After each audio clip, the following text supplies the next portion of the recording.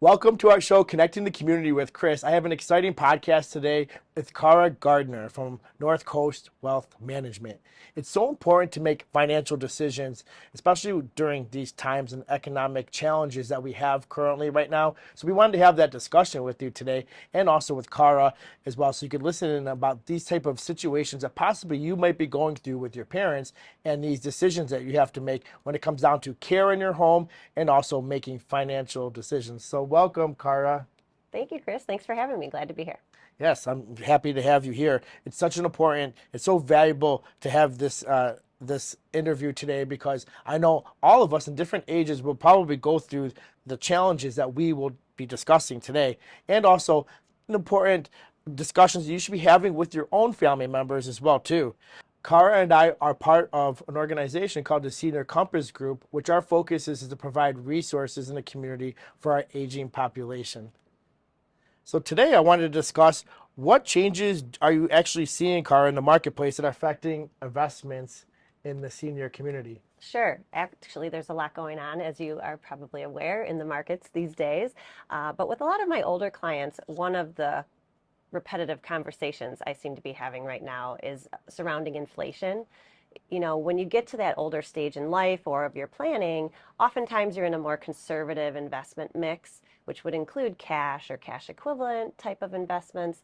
And unfortunately, inflation, even when it isn't as high as it is right now, is still a very real factor and something we need to pay attention to. And so if you have too much of your mix of investments in some of those uber conservative investment types, you may have purchasing power risk in the future, right? We have to pay attention to the fact that costs of goods and services are going to be higher down the road. And certainly right now, everyone is feeling that. So, we've really been having a lot of conversations with some of my aging clients surrounding Mhm. that type of thing, and inflation especially. Yes, and so obviously this discussion is really important to have in the beginning, especially if it comes down to your aging parent coming into the point of like where they have to make decisions, care in their home, or maybe possibly if home is going to be the right place. But I would assume that a lot of people do they even do you notice that they have this conversation early on with their parents about their financial situation that they currently are in? Because I noticed that that in our generation, a lot of mine myself is they don't want to discuss that right away. Well, I hope they are. And I have some clients that are actually doing a great job of this, but certainly there are families out there that maybe are uncomfortable having the financial talks with their parents. Parents perhaps are more private about their financial matters, especially while they're still in full control of them. But it's great to have those conversations now, while as the older parent or grandparent even, you're lucid and you're with it, and you have your goals and your wishes straightforward, and you want to make sure your family is aware of that. So Mhm. having those conversations surrounding finances as a full family unit is very important. So That's great. I think that, like, for example, being transparent with your siblings and your family members mhm, way ahead of time makes a lot of the choices and decisions a little bit easier. And so, especially absolutely. during these economic times right now where it kind of is challenging, it's kind of good to know where everybody's at, Mhm. right now, so that way they can prepare Yeah. for Yeah. themselves. And hopefully you're having those conversations with your advisor, right? So most advisors do a great job of the accumulation phase in our earlier years, getting you to retirement, and maybe even those first few years after retirement, planning appropriately for all of that. But you got to run through the finish line, right? So that plan really needs to go all the way till your later years, to those years where maybe you're not in full control, and you need some care, or your family members are maybe now helping with some things. God willing, we get to that point, right? So you want to make sure you and your advisor are having those conversations as well, and then looping in the family along the way so that everyone's on the same page about what mom or dad or both wish to have happen when it comes to their care in the later years. And here's my financial situation. Here's how we plan to pay for things, whether it's the family caring part of it, or a service like yours, Chris, caring for part of the loved one. So, you definitely want to make sure that, an advisor is having the conversation all the way into those later years in life as well. I can see it's a really good conversation having a discussion with a professional about this topic because some family members sometimes might not agree on the choices and decisions they have to make for their parents. And so having a middleman in this situation to organize it and say, hey, let's make up a plan, Yes. and then let's then make a decision. Yeah, I mean, obviously, it's up to my clients to make their goals and their wishes known. But I am there to guide or to give realistic information, right? Like the cost of care. What does it really cost for someone to come into your home per hour, per week to help you with things around the house? What does a facility cost if you so need that or choose to go that route someday?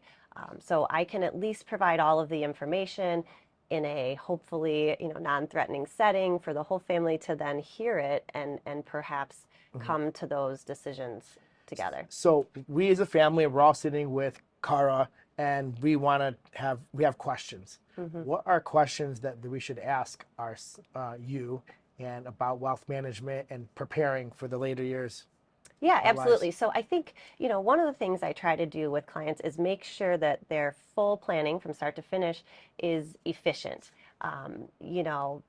You only have the assets you have. Some people have a lot of resource and some people have less. So depending on your situation, what are the things we can do to maximize what I can get out of what I have saved? So we've discussed how much it's going to cost, what our plans are, what our goals are, but now how do we get there? Yeah. Make sure you're in the proper diversified mix of investments. Make sure if we've chosen to try to fund upfront some long-term care costs, discuss the options there, whether it's insurance-based, annuity-based, or straight long-term care insurance coverage, things like that. How have we chosen to solve that piece of our problem, of our puzzle?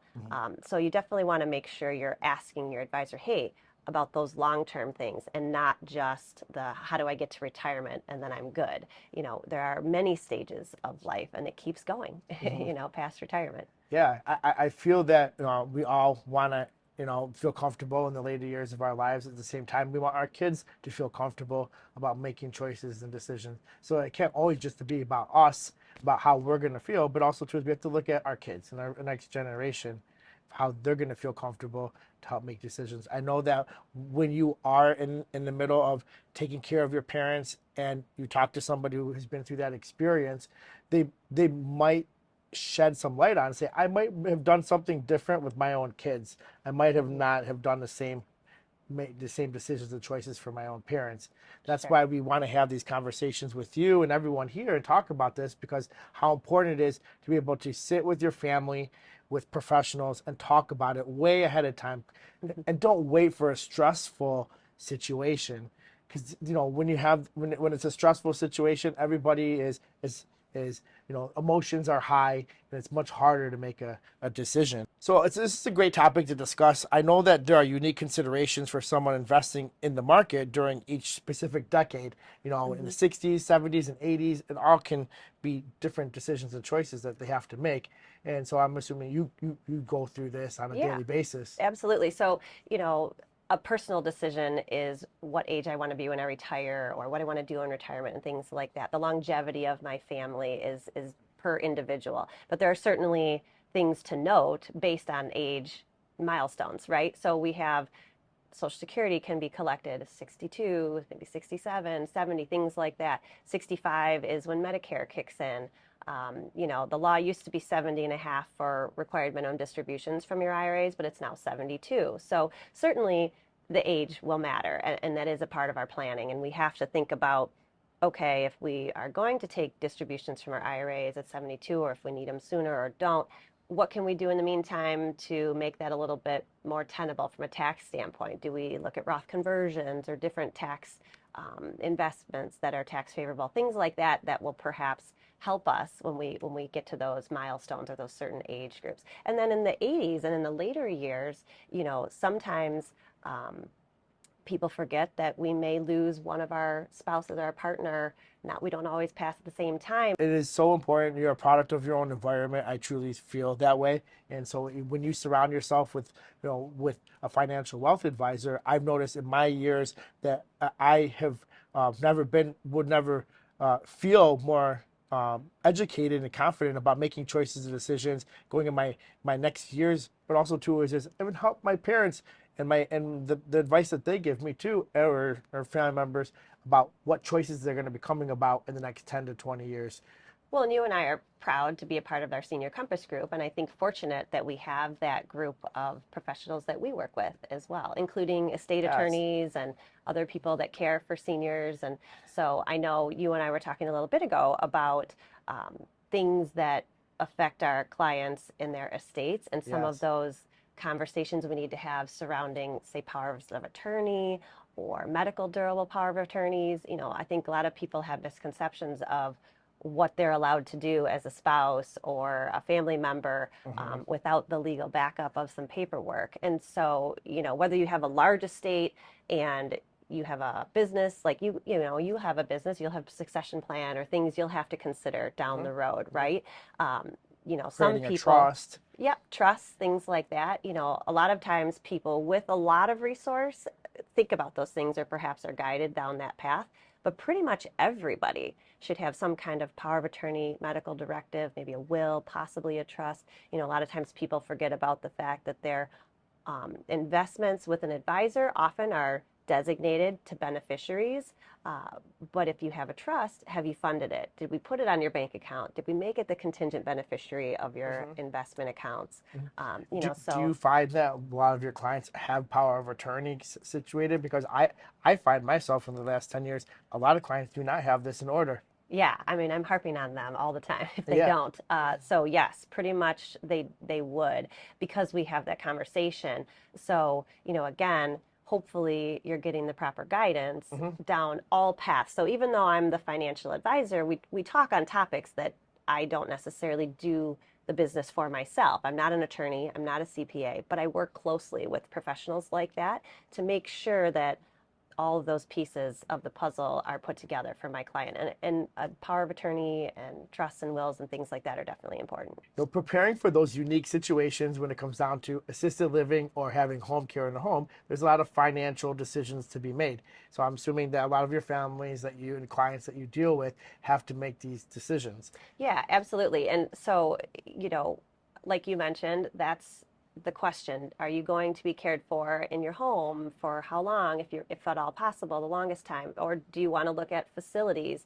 And so, like our inflation conversation earlier, the cost of that is very real and it has been increasing. There are new facilities out there and those have real costs associated with them. The quality of care you're getting, like from a company like yours, isn't inexpensive perhaps, and hopefully it isn't because you've got quality caregivers and you're paying them real wages and all those good things. So there are things like long-term care insurance. There are also insurance type, life insurance type products. There are annuity type products. There are other ways to create resources to care for that specific type of care for you in the future. But some people will fund it from their investments, of course, as well. So, having that conversation and then when do we plan for that? Unfortunately, pure long-term care insurance can be pretty costly. But it's different depending on your age. So if you're maybe a 60-year-old woman, reasonable health, that may cost, $200 to $300 a month for $2,500 to $4,000 a month in care. Now, if you wait till you're 70 to get the same type of coverage, that may be, $300 to $500 a month. So, age matters when you're making those decisions as far as what types of products will be available to you and will be cost effective to you. But really, it's your preference as well, and just understanding what the real costs will be. I think that's the challenge today because in home is one thing if you need a few hours, if the family members are doing some, or they're hiring services like yours to perform some of the care. But then once you go to a facility, I mean, that's, thousands and thousands of dollars a month, depending on the amenities and the care offered in conjunction with your housing. So, those are real dollars, those are real numbers and different age points to consider which types of products might be best for you. Hmm.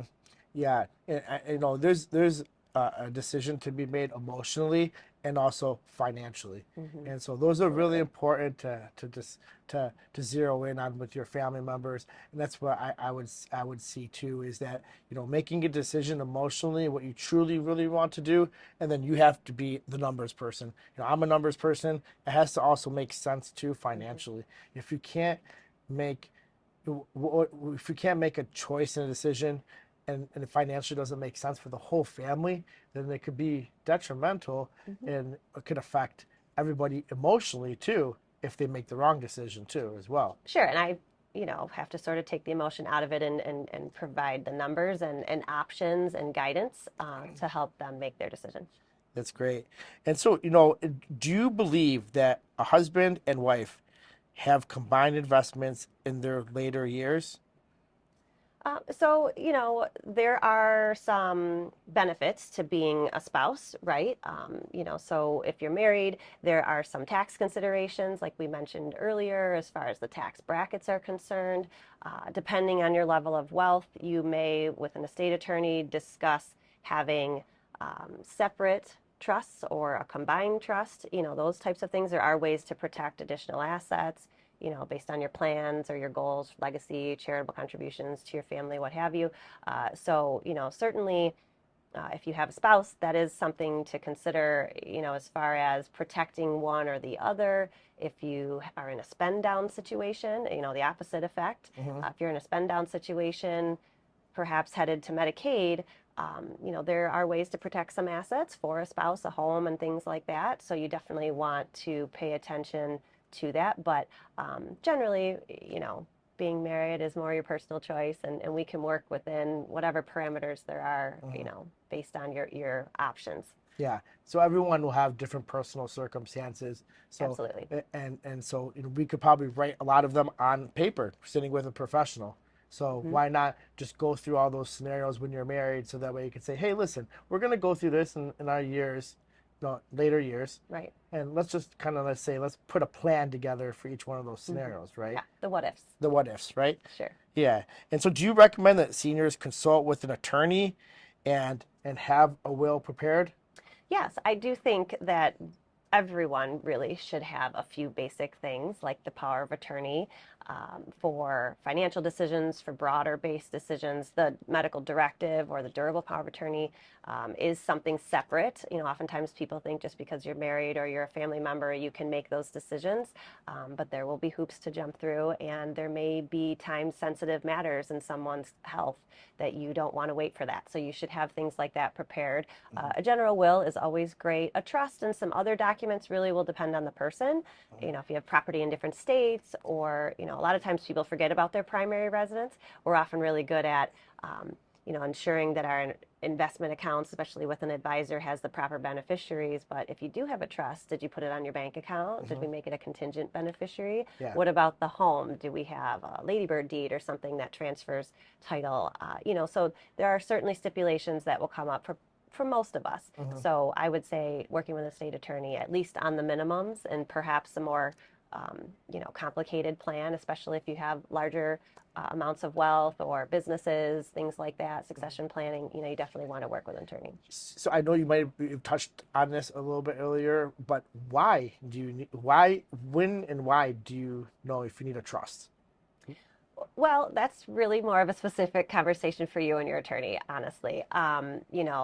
Like I said, it's perhaps about protecting assets. Maybe it's about providing for children. I have some clients that have adult children with needs. Mhm. So those So there's clients specific typically have, situations depending on, what's yep. going on with your family, Hmm. is that most likely you want to consult with an attorney to Right. And then you can discuss. discuss your personal needs, and they will help guide you further on the exact documents that will be best for your family. Okay. Yep, exactly. And so, who do you think should be involved in these decision making at this meeting right now? We're talking about, financial wealth advisement and then having the attorney involved. What family members should be there? Yeah, well, as my clients age, oftentimes they will bring their kids in, or one child or somebody that will just kind of help be involved in the process. And like you mentioned, when you're meeting with people and they're talking about care, typically it's a multi-generational kind of setting. Sometimes there's a CPA or someone else, another professional that my client utilizes that I may be in conversations with Hmm. as well. I work closely with those types of professionals. Yeah. So, really kind of depends on the situation. I mean, primarily, most of we deal with is if a family member is going to be there, who's going to be making the decisions. That's what we want. But we always invite other family members to come, but some are not involved with the financials and the healthcare Hmm. delegation. So that's why we ask is that sometimes when it comes down to financial situations, it typically doesn't come with a home care or healthcare provider. Usually, that's going to come from a wealth Well, advisor. and having things written down or documented from a legal sense really makes it easier on your family for Mhm. all of those situations. Yeah. Whether mom fell and then needs rehab and then is going to, or in the final stages, in the state of Michigan, next of kin is technically in charge of cremation. But if you have 4 kids and 2 live out of state, now they all have to be contacted just to do your final wishes. So, there are things that you can prepare for and plan ahead and get some documents in place that will just make it easier and prevent perhaps infighting, and not for lack of love, but just because they have different opinions perhaps on how they thought things would go. So Mhm. if you make those choices and you document it, it alleviates a lot of that pain. Yeah, that's great. And so, do you recommend that your clients have a financial power of attorney in the event of a crisis or when they're going through an emergency with their parents? Yeah, financial powers of attorney or broader powers of attorney are useful for a variety of reasons. Sometimes the parents are no longer real confident in making some of those, they don't want to pay all their bills or deal with the refinancing of the house or whatever it is. And so they allow the significant other or the child or whomever it is to start making those decisions. Sometimes it's more of a medical need, and something like that. So it's good to have those in place before you have the need Yeah. and before you're maybe no longer capable of making those decisions. And then we've already decided who can step in and help us out. And so, their power of attorney can be for health or for finances. So, is it separate or They can be one person be delegated for both? It can be the same Same person, person, but they are two separate things. but they're two separate Yeah, documents. typically it's a separate type of situation, and you Okay. and you want to address them. That's good because a lot of family members don't have that. I see, and when I do ask them, when I sit with them, and so obviously they have to be advised to be able to receive that. Hmm. But it's two separate Well, a documents. lot of times a broad power of attorney will not properly address the medical situations. So Hmm. you just want to be careful and make sure, you don't want to just go online and pull down a power of attorney and assume everything's fine. You really should talk to a professional and make sure that whether it's one large document or separate, that everything's being addressed appropriate. Addressed But appropriately. typically they're separate issues. So, do you anticipate any changes in the marketplace this year? Well, obviously, there's a lot going on in the investment side of the marketplace, but even also just in the marketplace of what's being offered, right? I know that you've probably had some hiring challenges with caregivers. I know you're fully staffed, which is great, but the facilities themselves, because of the sort of lingering what we're in now, in out of global pandemic, there are facilities that have made different decisions on their protocols. So I'm sure you probably get some questions about your staffing and how they handle, coming into their loved ones' homes and the protocols they follow from hygiene and different things, and how often they get or how quickly they get back to work after testing positive for COVID or the flu or what have you. So I know that with clients out there looking at all of their options, I think it's important to probably pay attention to obviously, there are state regulations and Mhm. things affecting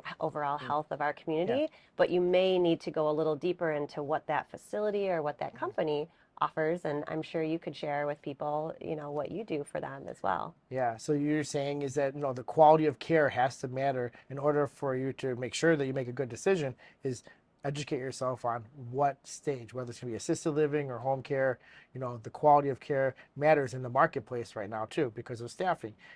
Even if you put your Yep. loved one into, they receive home care or in assisted living, doesn't mean they're going to get the care that you truly think that, and if you are paying for, that you really want. I think quality of care, I think paying attention to where the costs have gone Hmm. and where we are today with respect to the costs, and then also just new protocols, Hmm. making sure you understand all of those pieces when it comes to care and aging loved ones and how to make the best decisions. Yeah, that's great. Well, thank you so much for being here with us. That's my You know, pleasure. I know this will not be the last time that we'll be visiting this conversation.